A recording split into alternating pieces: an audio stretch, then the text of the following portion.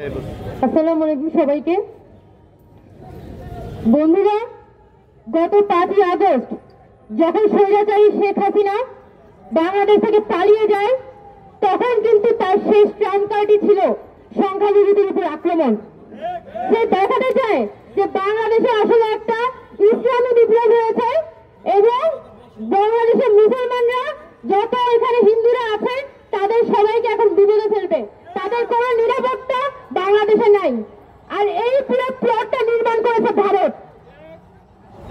ভারতীয় মিডিয়া 5 আগস্টের পর থেকেই যেভাবে বাংলাদেশের সংখ্যালঘু প্রশ্নটাকে সামনে এনে উঠে পড়ে লেগেছে, সেই ধরনের কিছুই বাংলাদেশে হয়নি।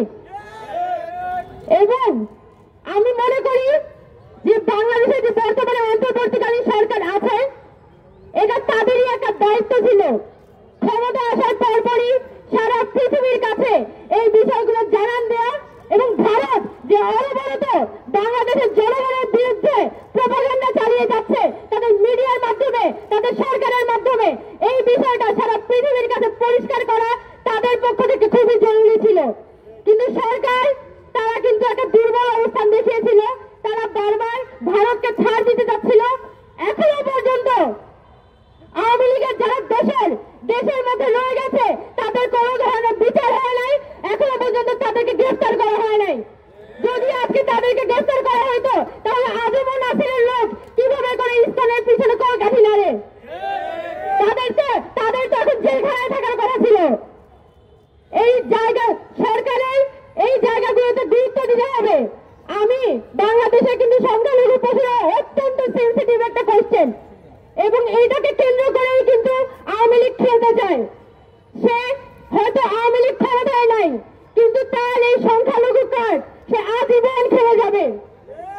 আমাদের রাজনীতিতে আমাদের সবসময় এই বিষয়টা নিয়ে সতর্ক থাকতে হবে যাতে কোনোভাবে ভারত বা আওয়ামী লীগ এই সংখ্যালঘু প্রশ্ন নিয়ে রাজনীতি করতে না পারে। তো এই জায়গা থেকে গতকালকে যে হামলাটি হয়েছিল, গতকালকে যেভাবে করে ইসলামের পক্ষ থেকে এখানে গায়ে পড়ে এখানে হামলা করা হয়, গায়ে পড়ে এখানে ঝগড়া লাগানোর মতো ওই যে থাকে না গ্রাম বাংলায়, মানে ঘরের ভিতরে গিয়ে ঝগড়া করা। বাংলাদেশের মানুষ ইনহেরেন্টলি আমরা শান্তিপ্রিয় মানুষ, আমরা শুধু গিয়ে ঝগড়া বিবাদ পছন্দ করি না।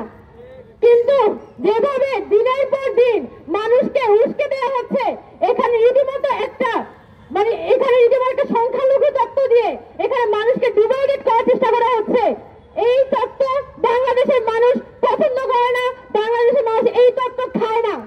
এবং সেটারই প্রমাণ গতকালকে যখন ভারতের পক্ষ থেকে, আওয়ামী লীগের পক্ষ থেকে বারবার চেষ্টা করা হচ্ছিল এখানে মানুষকে উস্কে দিতে, মানুষের মধ্যে বিরোধ তৈরি করতে, ওই সময় পর্যন্ত সাধারণ মানুষ বলে যাচ্ছে যে আমরা ঐক্য চাই, আমরা কোনো সহিংসতা চাই না।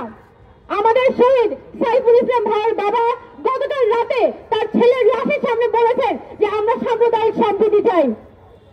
কত বড় মন আমাদের দেশের মানুষের!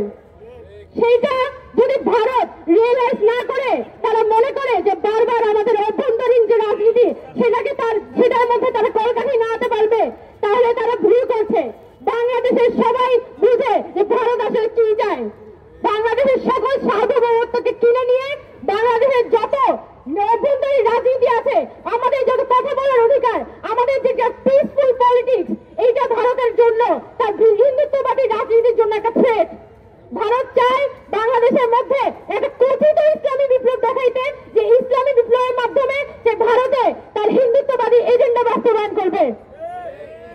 তো আমাদের সকলকে, আমাদের সাধারণ মানুষকে, আমাদের বাংলাদেশের মানুষকে ঐক্যবদ্ধ থাকতে হবে। 5 আগস্ট যখন শেখ হাসিনা চেষ্টা করেছিল শেষবারের মতো সংখ্যালঘুদের উপর আক্রমণকে দেখিয়ে সারা পৃথিবীব্যাপী একটা আলোড়ন তৈরি করতে, তখনও কিন্তু আমাদের সাধারণ মানুষ এখানে মন্দির পাহারা দিয়েছে। আমাদের যে সনাতন ভাই বোনরা আছে তাদের এলাকাগুলো, পাড়াগুলো পাহারা দিয়েছে। এটাই বোঝায় যে আমাদের সাধারণ মানুষ আর সেই কমিউনাল পলিটিক্সে ফেরত যেতে চায় না। ওই ধর্মের নামে রাজনীতি এই দেশের মানুষ আর চায় না। যেটা চায় সেটা হচ্ছে সকলের মধ্যে একটা সম্প্রীতি থাকবে, আর আমরা আমাদের দেশটা সকলে মিলে নির্মাণ করব। এই মিনিমাম জায়গাটা আমাদের সকলকে উপলব্ধি করতে হবে এবং আমাদের যে বর্তমান অন্তর্বর্তীকালীন সরকার আছে তাদের প্রতি যত ধরনের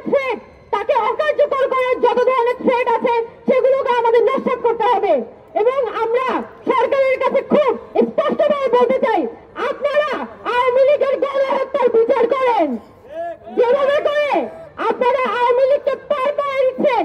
আপনাদের সরকারের ভিতরে যে আওয়ামী লীগের লোকজন ক্ষমতা এখনো পর্যন্ত বসে আছে, সেগুলোকে আপনারা দ্রুত তাড়ান। আইন শৃঙ্খলা বাহিনীকে আপনারা ঠিক করেন। আইন শৃঙ্খলা বাহিনীর ভিতরে আওয়ামী লীগের যারা দোষর আছে তাদেরকে দ্রুততম সময়ের মধ্যে অপসারণ করেন। আমাদের দেশটাকে আমাদের পুনরায় নির্মাণ করতে হবে। কোন ধরনের আওয়ামী লীগের দোষরদের দিয়ে দেশটাকে নির্মাণ করা সম্ভব না। সেটা গত 3 মাসে খুব ভালোভাবে পরিষ্কার হয়ে গেছে। এখন সরকারকে দ্রুততম সময়ের মধ্যে এই আওয়ামী লীগের দোষর মুক্ত করে আমাদের প্রশাসন, আমাদের আইন শৃঙ্খলা বাহিনীকে সাজাতে হবে। এবং আমাদের যে এই আওয়ামী লীগ যেভাবে 2,000 মানুষকে তারা হত্যা করেছে, 30,000-এর মতো আমাদের আহত, যাদের চোখ নাই, যাদের নাড়িভুড়ি বেরিয়ে গিয়েছিল, এভাবে নিজের দেশের মানুষের উপর গুলি করে তারা একটা গণহত্যা চালিয়েছে। সে গণহত্যা আমাদের স্মৃতি থেকে এখনো হারিয়ে যায় নাই। আমরা খুব স্পষ্টভাবে বলতে চাই যে গণহত্যার বিচার করতে হবে। যদি আপনারা জেলা উপজেলা পর্যায়ে